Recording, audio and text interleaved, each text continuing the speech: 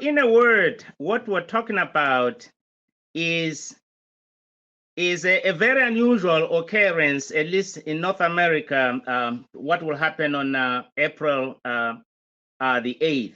It's an occurrence that is something like once in a lifetime total solar eclipse.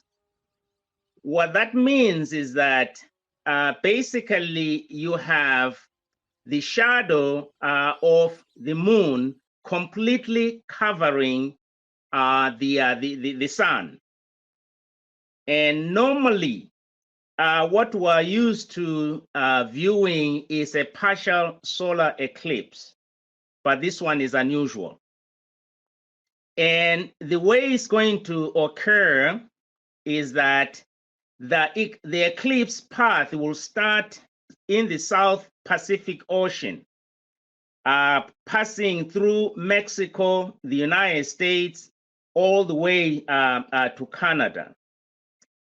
And why is this eclipse unique? It's because most solar eclipses are partial. That is, the sun is part hidden by the moon.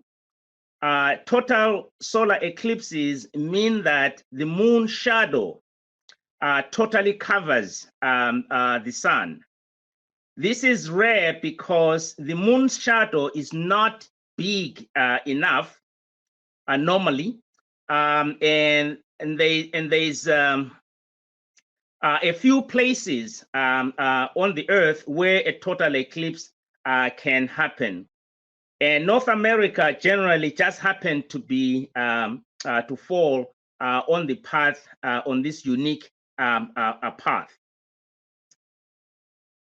But to be visible, you must be either on the exact path of the eclipse, or at least along a narrow band, let's say about 185 kilometers or at least 115 miles of the path. And the actual eclipse, that is its totality, darkness, darkness or duration of it, it's somewhere around about 4 minutes and a few seconds. Okay, and of course that depends again on your position on the exact path itself. And again, for those who probably pay attention to this, I believe the longest recorded total eclipse was somewhere around June 1955, somewhere thereabouts, which lasted something like 7 minutes and 8 seconds. How often does this happen? A partial eclipse, for example, almost every, I would say, 7 years.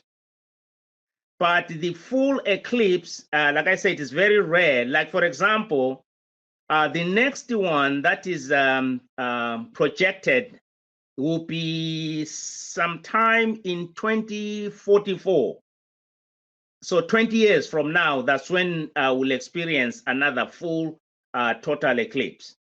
Why is it necessary for people to wear those special glasses to look at it? Well, part of it because it is extremely dangerous to view, at least look at the eclipse without wearing any protective eyewear. Where it's more dangerous, it's when the moon is partially covering, or the eclipse is partially, it's not yet totally full. When it's totally full, you can actually look at it for that period. But as it passes, when it is partially, that's when the intensity of the sun's rays are very, very dangerous to a naked eye.